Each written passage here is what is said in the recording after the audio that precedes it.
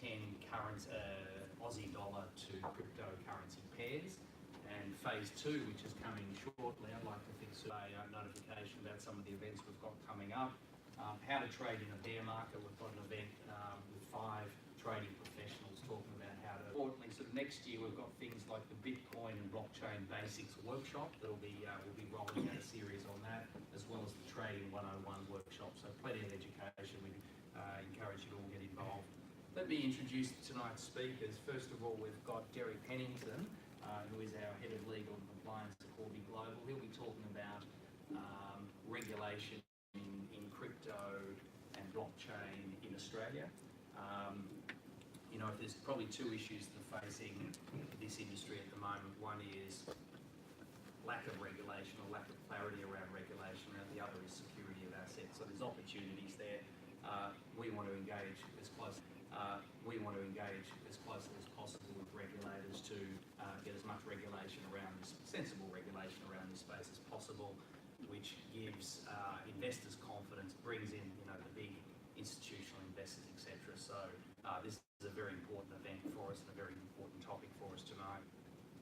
Andrew Fay, thank you very much, Andrew, for coming in. He's a Senior Associate at King & Wood Mallison. He's going to talk about fintech regulation in China with an emphasis on blockchain and crypto.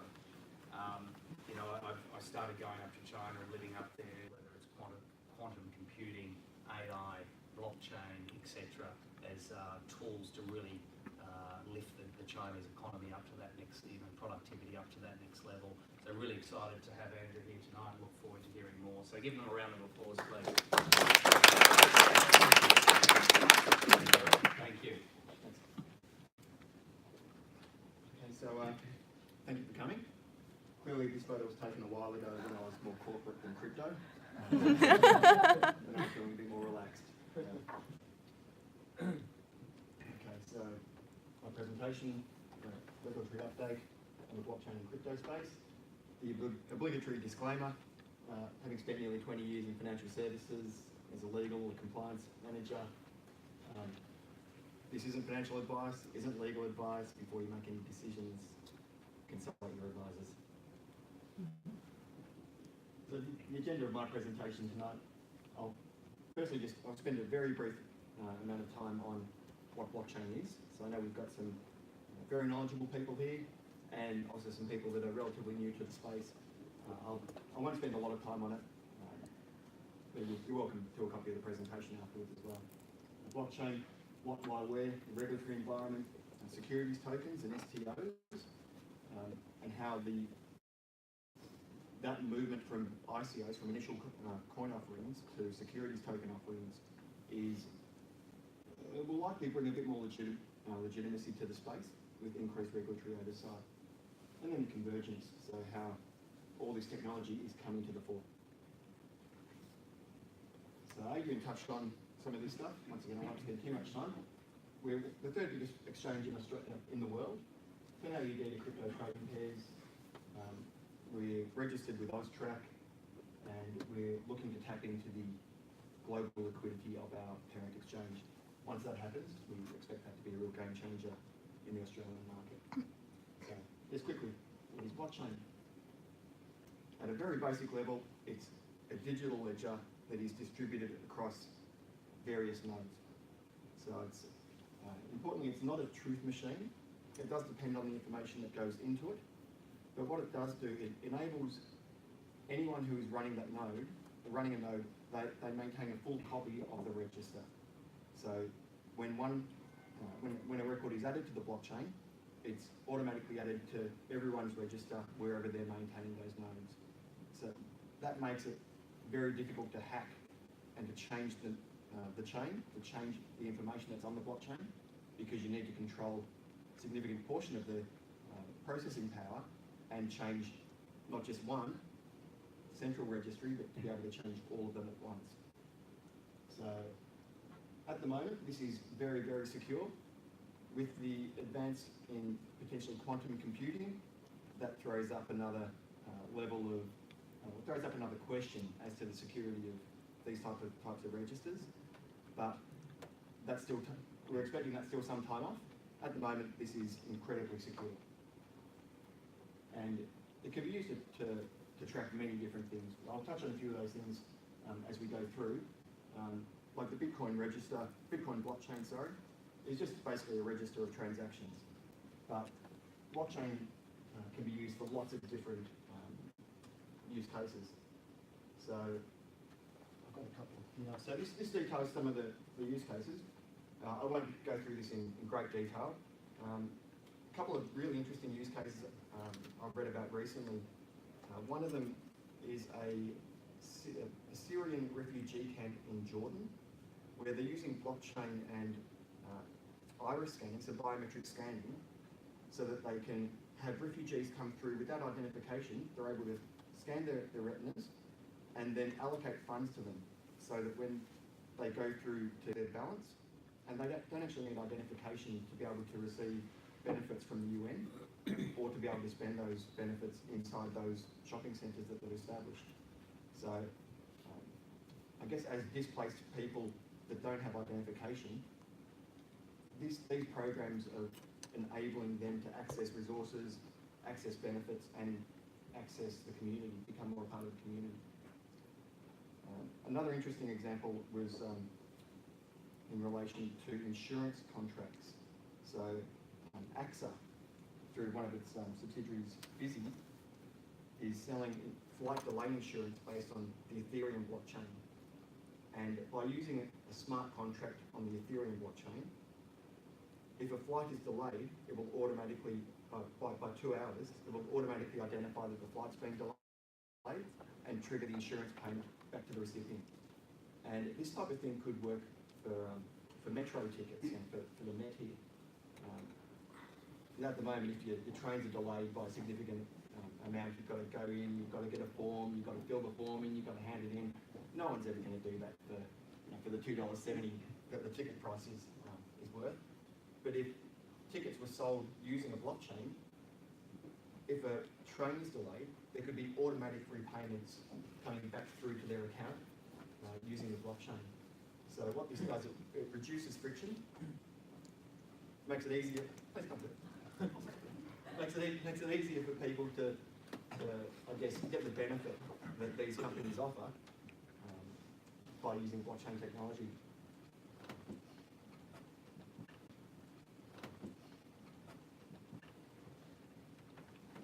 And this is sort of my area of expertise. So the different regulatory approaches. So what we've found over the last 18 months or so is that different sovereign states, different jurisdictions have very different approaches to the regulation of blockchain and crypto. So over on the far left there, Crypto Delaware. For the lawyers in the room, Delaware tends to be the place, if you're incorporating in the States, it's where you go to.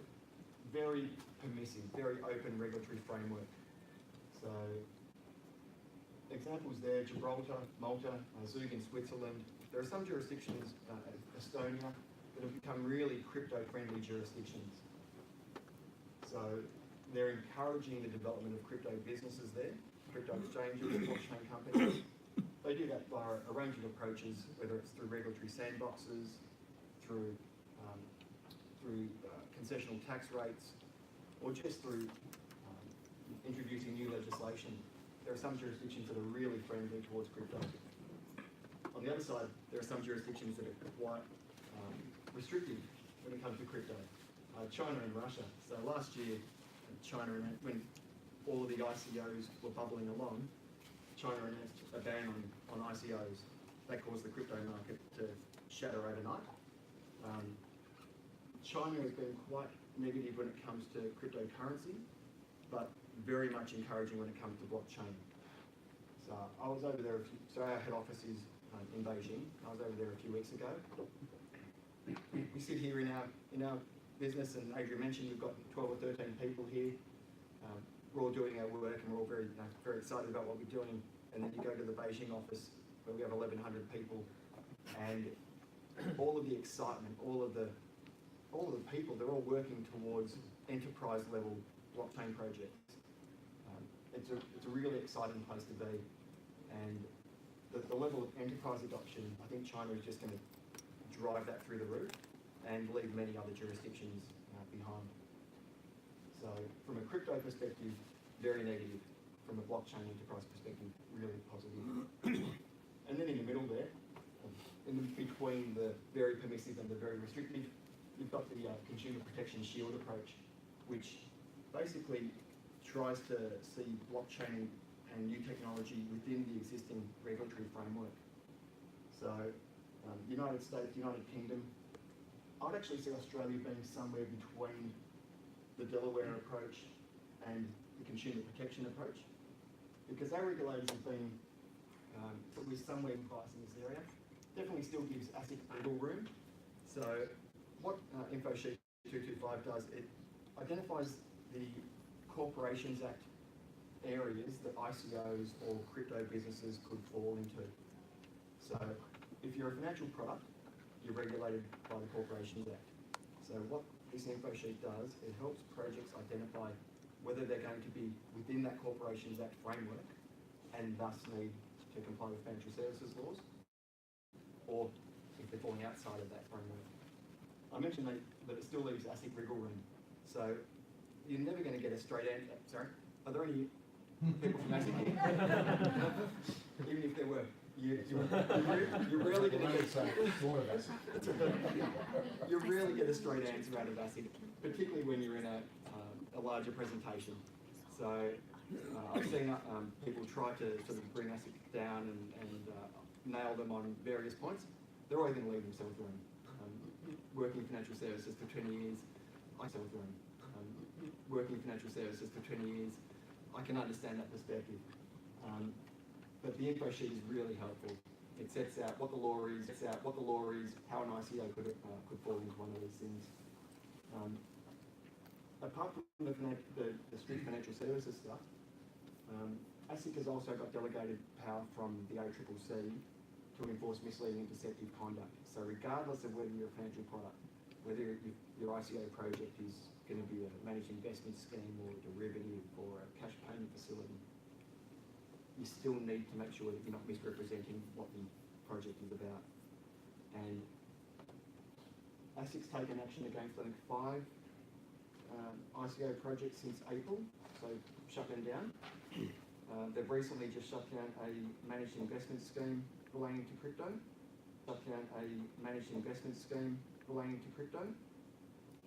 So they are active in the space. They're devoting a lot of time, a lot of effort to ensuring compliance, because ASIC's remit is basically consumer protection. And with the Royal Commission that's been going on, ASIC wants to be on the front foot when it comes to consumer protection, particularly in a space, an emerging space that definitely carries risks, such as crypto and blockchain. Some areas where conduct can be misleading or deceptive to consumers: the use of social media to generate the appearance of a greater level of public interest in an ICO, arranging for the group to engage in trading strategies to make it look like there is a greater level of trading in that ICO or that product, failing to disclose adequate information, or suggesting that an ICO is a regulated product when it isn't a regulated product, or suggesting that ASIC has approved of a product. And having worked with funds managers in the past and drafted product disclosure statements and those sorts of things, they're bringing it back to more where I sit at the moment. Laws came in place in April this year for for digital currency exchanges such as Huobi Australia, to ensure that we were complying with KYC requirements, so your AML, CTF, anti-money laundering, counter-terrorism financing requirements. They helpfully gave exchanges a 6-month window to implement these new laws. So prior to April, if anyone here was involved in purchasing cryptocurrency or trading crypto, I got involved last year. It was an interesting sign-up process for some of the exchanges. Some of them, there was basically no information you needed to provide. You typed in your name and you could start trading. Other ones, you had to give your details, take a selfie, send that in. Otherwise, you have to type your name and take a selfie with you holding a passport and showing a date, something with today's date on, like a newspaper. There were all these really interesting approaches to KYC. And having been the AML officer at my previous place, which was a boutique equities manager, we had a mature compliance framework. So very, very structured. And my experience over the last 20 years in financial advisor, I've been in funds, I've been at the Ombudsman. You knew what the rules were, you knew what the boundaries were, you knew what you had to do. In the crypto space, everyone was kind of just learning as they were going. And AUSTRAC, helpfully, there were some new amendments to that. AUSTRAC, helpfully, there were some new amendments to the AML-CTF Act. But then they gave you a 6-month implementation period to get your structures right, to get everything in place.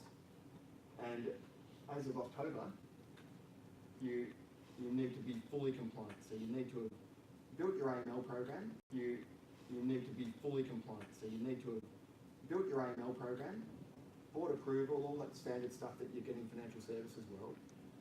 And you needed to have been taking reasonable steps to implement it. But as of 2nd of October, last month, you need to be fully compliant. Last month, you need to be fully compliant. And AUSTRAC has been reaching out to digital asset exchanges, so reaching out to the likes of me and the other exchanges around to check compliance with their AML programs. Now, the first questionnaire, we've had one questionnaire so far, and it was interesting. They're clearly developing their knowledge of the market by talking to industry participants, and they're going to presentations as well. But some of the questions they were asking were, they're checking monitoring compliance. They're asking about privacy coins. So there are some cryptocurrencies that are more private than others. So Bitcoin, everyone thought that was super private. We now know that you can track back through the blockchain. If you can go back far enough, you in many cases can identify, if it's touched through an exchange, who has purchased those Bitcoins. So regulators have been able to identify money launderers and other criminals by tracking back through blockchain records. So those crypto lockers that everyone was talking about, and at my previous work we got crypto locked. Thankfully we had backups from the day before, so we didn't pay the ransom. But the use of Bitcoin to extract ransoms from consumers and businesses, that actually facilitated their undoing, the criminals' undoing in several cases. So they're asking about privacy coins, stable coins as well, which are coins that are linked to stable assets, typically dollars, typically fiat currencies. And they're asking for some feedback on AML risks and general industry risks as well. So they're building out their database of knowledge, and I expect further engagement from AUSTRAC. So basically, if you're running an exchange, you need an AML program, you need to keep your records. Given my experience as the AMLO for my previous employer, I'm confident that we've built out a rock-solid program. I'd be interested to see how some of the other exchanges go through that questionnaire process and then subsequent questioning from AUSTRAC. I think it's a watch this space kind of thing. The ATO. So the ATO hasn't, I don't think they've issued too much just recently, but late last year they issued some, these actually might be from 2014, yeah. Cryptocurrencies aren't money, they're CGT assets. So they're subject to the normal capital gains tax regime on buying and selling. We get questions about SMSFs investing in cryptocurrencies, and we have SMSFs that are customers on our exchange. So if you're running an SMSF, you can invest in cryptocurrency subject to certain requirements.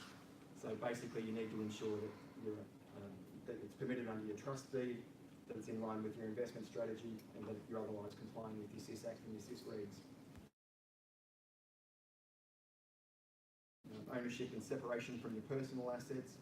You need to be able to fairly value them, and they've said that if you're valuing from an exchange converting into Aussie dollars, that's a reasonable approach.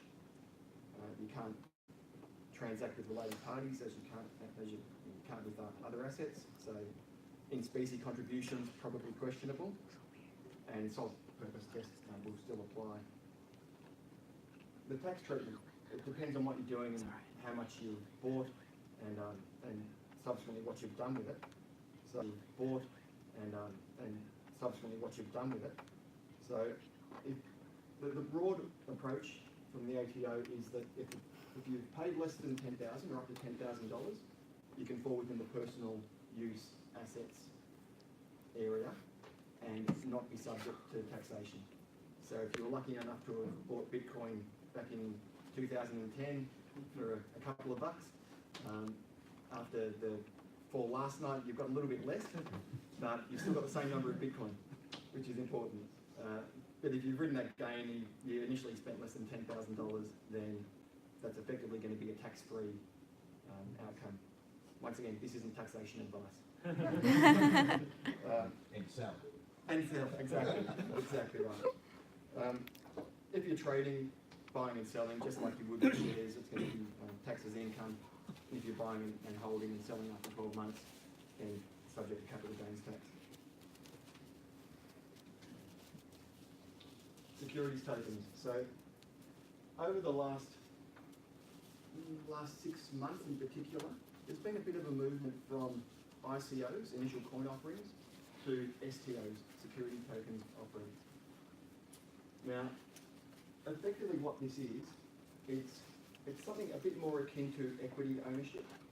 And the key differences between an ICO and an STO is that with an ICO, you're basically buying blue sky.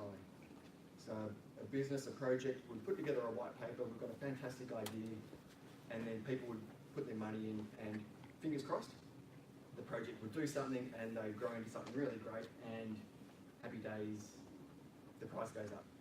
Now, what's actually happened is that, I read a number, about 80% of those ICOs from last year were just